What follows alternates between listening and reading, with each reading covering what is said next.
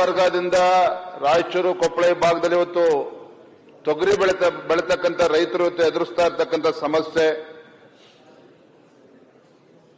ಮತ್ತೆ ಉತ್ತರ ಕರ್ನಾಟಕದಲ್ಲಿ ವಿಶೇಷವಾಗಿ ಏನು ಯುವ ಜನತೆ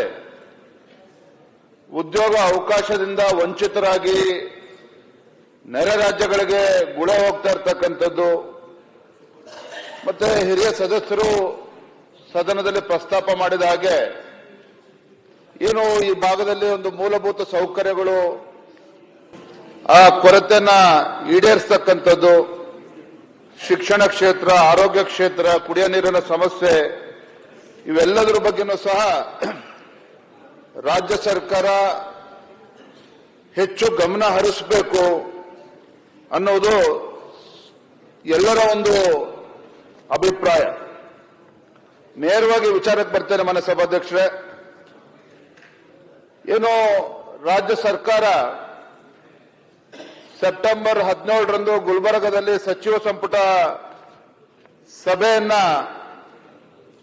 ಇಟ್ಕೊಂಡಿದ್ರು.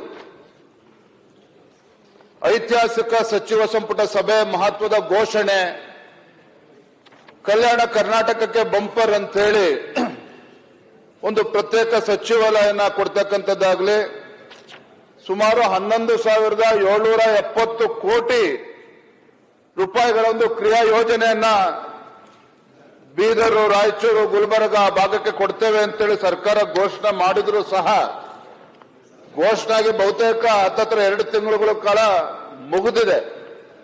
ಆದರೂ ಕೂಡ ಈ ಬಗ್ಗೆ ಸರ್ಕಾರದ ಘೋಷಣೆಗೆ ಉಳಿದಿದೆ ಹೊರತು ಅದರಿಂದ ಯಾವುದೇ ಒಂದು ಹಣ ಬಿಡುಗಡೆ ಆಗಲಿ, ಇದ್ರ ಬಗ್ಗೆ ಏನು ಘೋಷಣೆ ಆದಂತ ಕ್ರಮವನ್ನು ಕೈಗೊಳ್ತಕ್ಕಂಥ ಕೆಲಸ ಆಗಿಲ್ಲ. ಅದ್ರ ಬಗ್ಗೆ ಮಾನ್ಯ ಮುಖ್ಯಮಂತ್ರಿಗಳು ಗಮನಿಸಬೇಕು ಅನ್ನುವ ವಿನಂತಿಯನ್ನು ನಾನು ಈ ಸಂದರ್ಭದಲ್ಲಿ ನಾನು ಮಾಡ್ತಾ ಇದ್ದೇನೆ ತಮ್ಮ ಮುಖೇನ. ನಮಗೆಲ್ಲ ತಿಳಿದಿರೋ ಹಾಗೆ ಪ್ರೊಫೆಸರ್ ನಂಜುಂಡಪ್ಪ ವರದಿ, ಉತ್ತರ ಕರ್ನಾಟಕದಲ್ಲಿ ಅತಿ ಹೆಚ್ಚು ತಾಲೂಕುಗಳು ಇವತ್ತು ಅಭಿವೃದ್ಧಿ ಆಗದೆ ಹಿಂದುಳಿದಿರ್ತಕ್ಕಂಥದ್ದು. ಹಾಗಾಗಿ ತಮ್ಮ ಮುಖೇನ ಇವತ್ತು ರಾಜ್ಯ ಸರ್ಕಾರಕ್ಕೆ, ಮಾನ್ಯ ಮುಖ್ಯಮಂತ್ರಿಗಳಿಗೆ ನಾನು ಒತ್ತಾಯನ ಮಾಡ್ತೇನೆ. ಇವತ್ತು ತಮ್ಮ ಸರ್ಕಾರ ಬಂದಾಗಿನಿಂದ ಇವತ್ತು ಹಿಂದುಳಿದ ತಾಲೂಕುಗಳಿಗೆ ಯಾವ ರೀತಿ ಅನುದಾನವನ್ನು ಕೊಡಬೇಕು ಅಂತೇಳಿ ತಾವು ಚಿಂತನೆಯನ್ನು ಮಾಡಿದ್ದೀರಿ. ಆ ರೀತಿ ಅನುದಾನಗಳನ್ನು ಇಲ್ಲಿವರೆಗೂ ಏನು ಬಿಡುಗಡೆ ಮಾಡಿದ್ದಾರಾ, ಮತ್ತು ವಿಶೇಷವಾಗಿ ಉದ್ಯೋಗ ಸೃಷ್ಟಿಯ ನಿಟ್ಟಿನಲ್ಲಿ ಯಾವ ಕ್ರಮವನ್ನು ಕೈಗೊಂಡಿದ್ದಾರೆ ಅನ್ನೋದನ್ನು ಕೂಡ ಈ ಭಾಗದ ಜನರು ಉತ್ತರವನ್ನ ಅಪೇಕ್ಷೆ ವ್ಯಕ್ತಪಡಿಸ್ತಾ ಇದ್ದಾರೆ, ಉತ್ತರ ಸಿಗಬೇಕು ಅಂತೇಳಿ. ಇವತ್ತು ಕೃಷ್ಣಾ ಮೇಲ್ದಂಡೆ ಯೋಜನೆ ಬಗ್ಗೆ ಹಲವಾರು ಬಾರಿ ಚರ್ಚೆ ಆಗ್ತಾ ಇದೆ. ಇವತ್ತು ರೈತರು ಕೂಡ ಇವತ್ತು ನಿರಂತರವಾಗಿ ಇವತ್ತು ಹೋರಾಟವನ್ನು ಮಾಡ್ತಾ ಇದ್ದಾರೆ.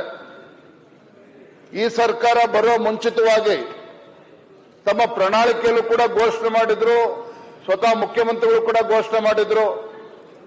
ಪ್ರತಿ ವರ್ಷವೂ ಸಹ ಕನಿಷ್ಠ 40,000 ಕೋಟಿಗಳನ್ನ ನಾವು ಬಿಡುಗಡೆ ಮಾಡ್ತೇವೆ, 5 ವರ್ಷದಲ್ಲಿ 2 ಲಕ್ಷ ಕೋಟಿ ಕೊಡ್ತೇವೆ ಅಂತೇಳಿ ಘೋಷಣೆಯನ್ನು ಕೂಡ ಮಾಡಿದ್ರು.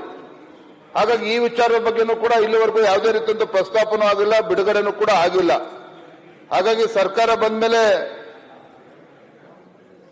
ಯುಕೆಪಿನಲ್ಲಿ ಯಾವ ರೀತಿ ಮೂರನೇ ಹಂತದಲ್ಲಿ ಇವತ್ತು ಎಷ್ಟು ಭೂಮಿ ಸ್ವಾಧೀನಪಡಿಸಲಾಗಿದೆ, ಇವತ್ತು ದಶಕಗಳಿಂದ ಇವತ್ತು ರೈತರೇನು ಅಪೇಕ್ಷೆನ ವ್ಯಕ್ತಪಡಿಸ್ತಾ ಇದ್ದಾರೆ, ಏನು ಈ ಭಾಗದ ಮುಳುಗಡೆ ಪ್ರದೇಶಗಳು ಪುನರ್ವಸತಿ ಕಲ್ಪಿಸತಕ್ಕಂಥದ್ದು, ಈ ವಿಚಾರದಲ್ಲಿ ಸರ್ಕಾರದ ನಿಲುವೇನು ಅಂತೇಳಿ ಇವತ್ತು ಈ ಭಾಗದ ಜನ ಇವತ್ತು ಪ್ರಶ್ನೆ ಮಾಡ್ತಾ ಇದ್ದಾರೆ. ವಿಶೇಷವಾಗಿ ತೊಗರಿ ಬಗ್ಗೆ ಹೇಳೋದಾದ್ರೆ, ಮಾನ್ಯ ಸಭಾಧ್ಯಕ್ಷ, ನಾನು ಕೂಡ ಗುಲ್ಬರ್ಗಾ, ರಾಯಚೂರು ಕಡೆ ಪ್ರವಾಸ ಹೋಗಿದ್ದೆ.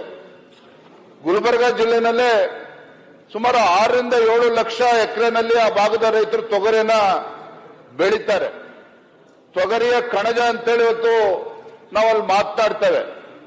ಆದ್ರೆ ಆ ಭಾಗದ ರೈತರು ಇವತ್ತು ಸಂಕಷ್ಟದಲ್ಲಿದ್ದಾರೆ. 3 ಲಕ್ಷಕ್ಕೂ ಹೆಚ್ಚು ಎಕರೆನಲ್ಲಿ ಇವತ್ತೇನೋ ರೈತರು ಬೆಳೆದಂತ ತೊಗರಿ ಸಂಪೂರ್ಣವಾಗಿ ರೋಗಕ್ಕೆ ತುತ್ತಾಗಿ ಇವತ್ತು ಸಂಪೂರ್ಣವಾಗಿ ನಾಶ ಆಗಿದೆ. ಏನಿವತ್ತು ರೈತರು ಇವತ್ತು ಬೀದಿಗೆ ಬರ್ತಕ್ಕಂಥ ಪರಿಸ್ಥಿತಿ ನಿರ್ಮಾಣ ಆಗಿದೆ. ನಾನು ತಮ್ಮ ಮುಖೇನ ರಾಜ್ಯ ಸರ್ಕಾರಕ್ಕೆ, ಮುಖ್ಯಮಂತ್ರಿಗಳಿಗೆ, ಗೌರವದ ಸಚಿವರಲ್ಲಿ ನಾನು ವಿನಂತಿಯನ್ನು ಮಾಡ್ತೇನೆ. ಏನಿವತ್ತು ಬೆಳೆ ಸಂಪೂರ್ಣ ನಾಶ ಆಗಿದೆ, ಅಲ್ಲಿ ಅಧಿಕಾರಿಗಳು ಹೋಗಿ ಇವತ್ತು ಸರ್ವೇನೂ ಕೂಡ ಮಾಡಿಲ್ಲ. ಯಾಕಂದ್ರೆ ಸರ್ವೆ ಮಾಡಿದ ತಕ್ಷಣ ಪರಿಹಾರ ಕೊಡಬೇಕಾಗ್ತದೆ.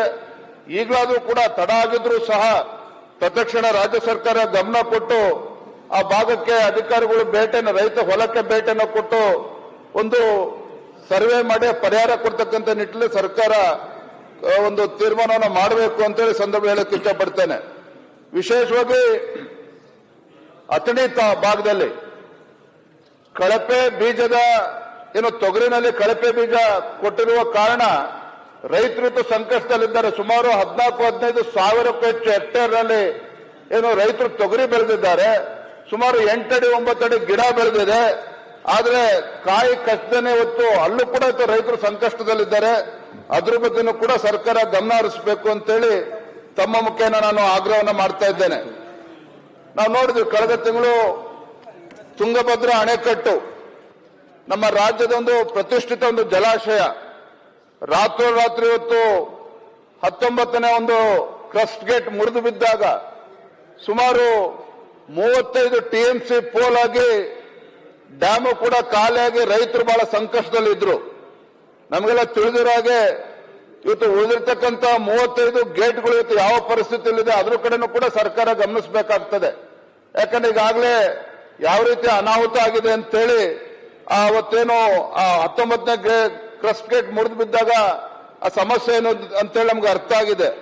ಈಗಲಾದ್ರೂ ಕೂಡ ರಾಜ್ಯ ಸರ್ಕಾರ ಎಚ್ಚೆತ್ತುಕೊಂಡು ಆ ಕ್ರಸ್ಟ್ ಗೇಟ್ ಉಳಿದಿರ್ತಕ್ಕಂಥ ಕ್ರಸ್ಟ್ ಗೇಟ್ಗಳ ಪರಿಸ್ಥಿತಿ ಏನು ಅದನ್ನು ಯಾವ ರೀತಿ ಸರಿಪಡಿಸಬೇಕು ಇದ್ರ ಬಗ್ಗೆನೂ ಕೂಡ ಸರ್ಕಾರ ಗಮನ ಹರಿಸಬೇಕು ಅಂತೇಳಿ ಸಂದರ್ಭದಲ್ಲಿ ಹೇಳ್ತಾ